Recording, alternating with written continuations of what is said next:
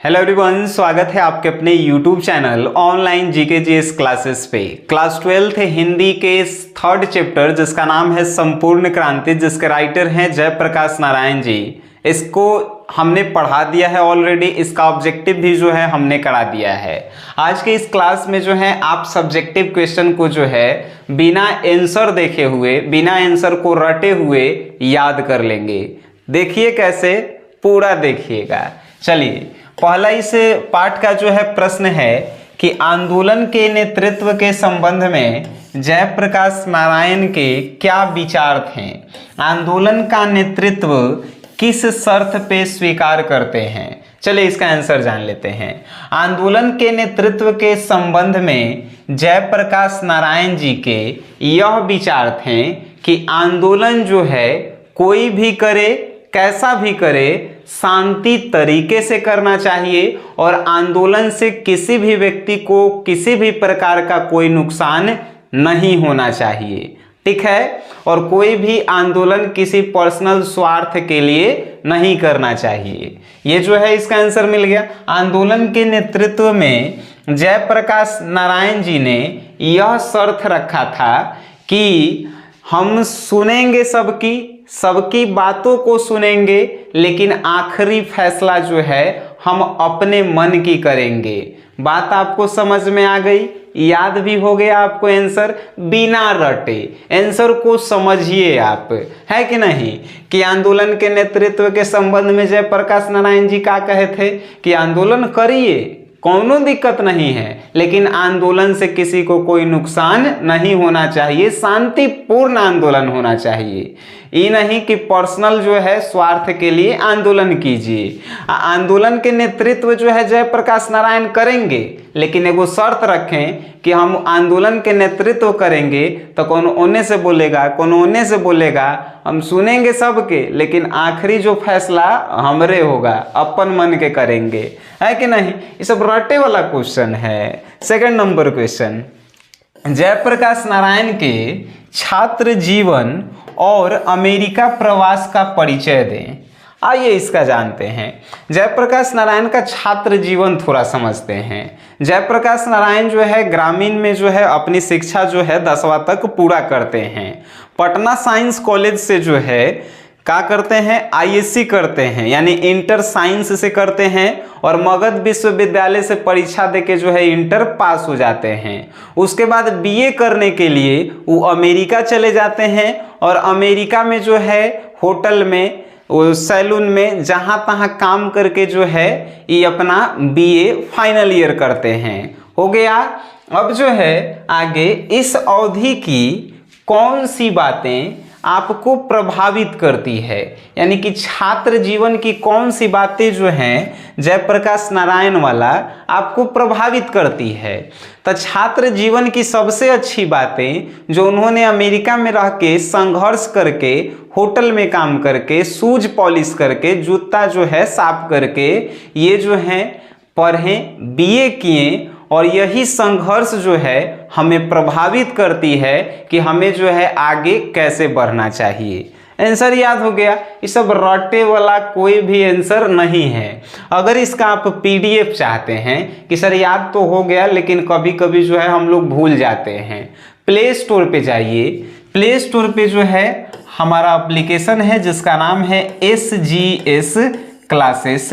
इसको जो है आप डाउनलोड कीजिए। डाउनलोड करने के बाद इसमें जो है आप रजिस्टर कीजिए। रजिस्टर करने के बाद आपको जो है हिंदी का कोर्स मिलेगा जिस पे लिखा होगा 199, 199 रुपया।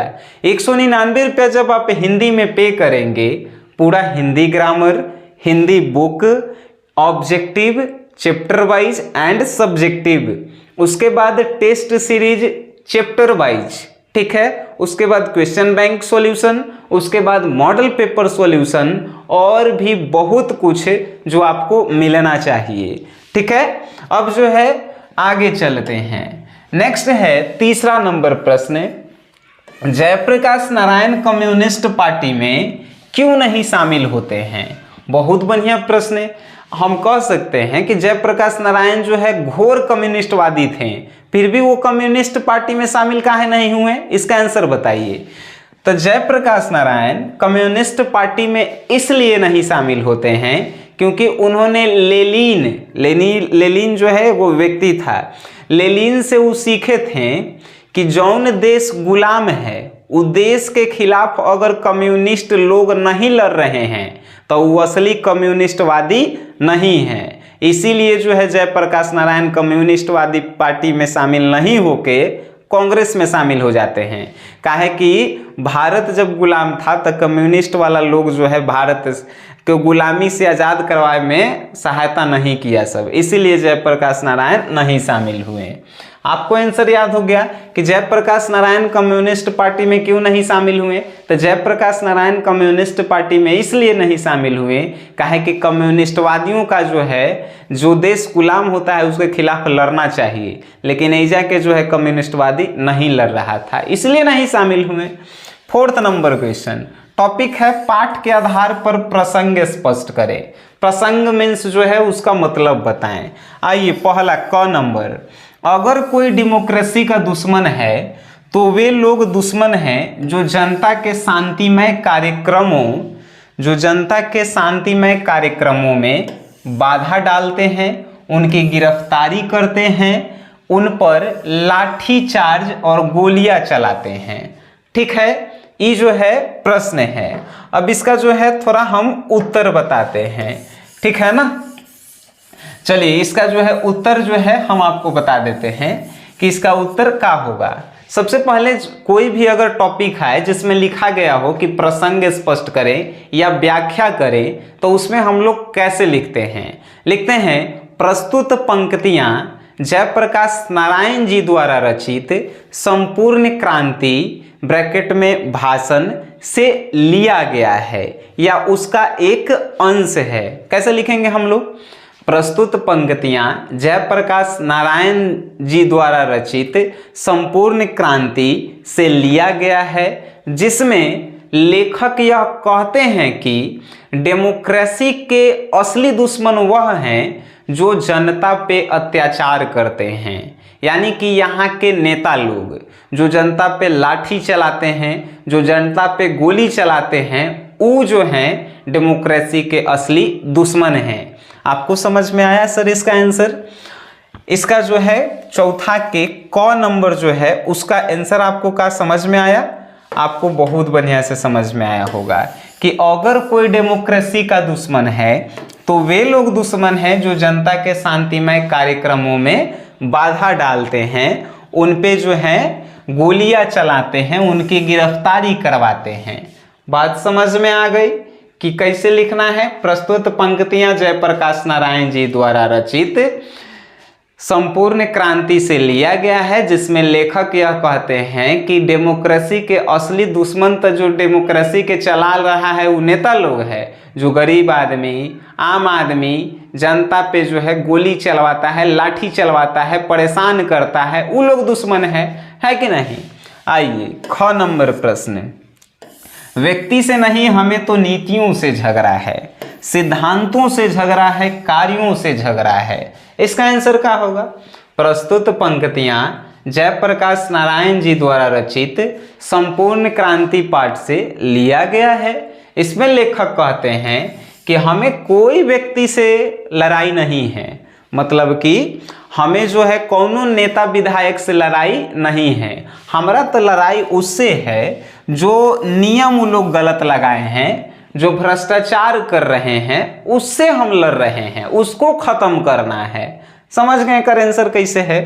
कौनो चीज के जो है समझ के पढ़ा कीजिए, इन्हें कि कर आंसर हम पूरा लिख के लाएं और रटे लगे, आपको जो है फिर कहें कि रट लीजिएगा, वो बात हमें नहीं है सर। अगर आपको ये पढ़ाई पसंद आया तो आप मेरे चैनल पे रहिएगा, नहीं तो छोड़ दीजिएगा, ठीक है।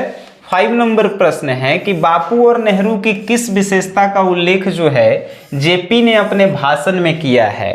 देखिए बापू मीन्स महात्मा गांधी और नेहरू जी मतलब कि जवाहरलाल नेहरू जी। उनकी किन विशेषताओं का उल्लेख जो है जेपी मतलब जयप्रकाश नारायण ने अपने भाषण में किया है? आंसर कैसे लिखेंगे?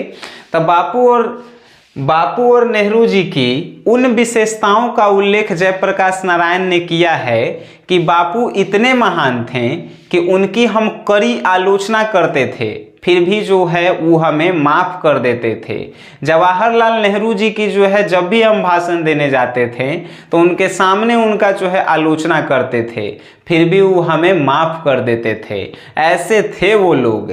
ठीक है, ये विशेषताएं उनके बारे में बताते हैं। बात समझ में आई सर? 6 नंबर प्रश्न, भ्रष्टाचार की जड़ क्या है? भ्रष्टाचार की सबसे बड़ी जड़ है चुनाव, इलेक्शन। आइए, क्या आप जेपी से सहमत हैं? एकदम हम सहमत हैं कि भ्रष्टाचार का जो है कौन जड़ है? तो चुनाव जड़ है। इस बात से हम सहमत हैं। इसे दूर करने के क्या सुझाव देंगे? भ्रष्टाचार यानी कि चुनाव जो है वो भ्रष्टाचार से दूर करने के हम सुझाव यह देंगे कि चुनाव जो है पूरा देश भर में एक बार करवाया जाए और चुनाव में गरीब अमीर सभी पार्टियां, सभी आम आदमी जो है भाग ले सकें, यानी कि खड़ा हो सकें। ठीक है, ये जो है सुझाव है, हम नहीं पर्सनली दे रहे हैं, ये चैप्टर में कहा गया है। ठीक है ना? चलिए आगे जो है 7 नंबर, दलविहीन लोकतंत्र और साम्यवाद में कैसा संबंध है? दलविहीन और साम्यवाद में यानी कि दलविहीन लोकतंत्र और साम्यवाद में कैसा संबंध है? बड़ी सिंपल है।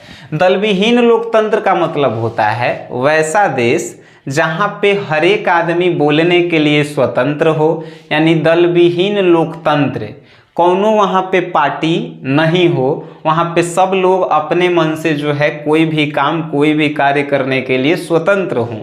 साम्यवाद, जहाँ पे किसी भी प्रकार का कोई जाति और धर्म नहीं हो। तो यहाँ पे प्रश्न पूछा है कि दलविहीन लोकतंत्र और साम्यवाद में कैसा संबंध है? आंसर हम आपको बताते हैं।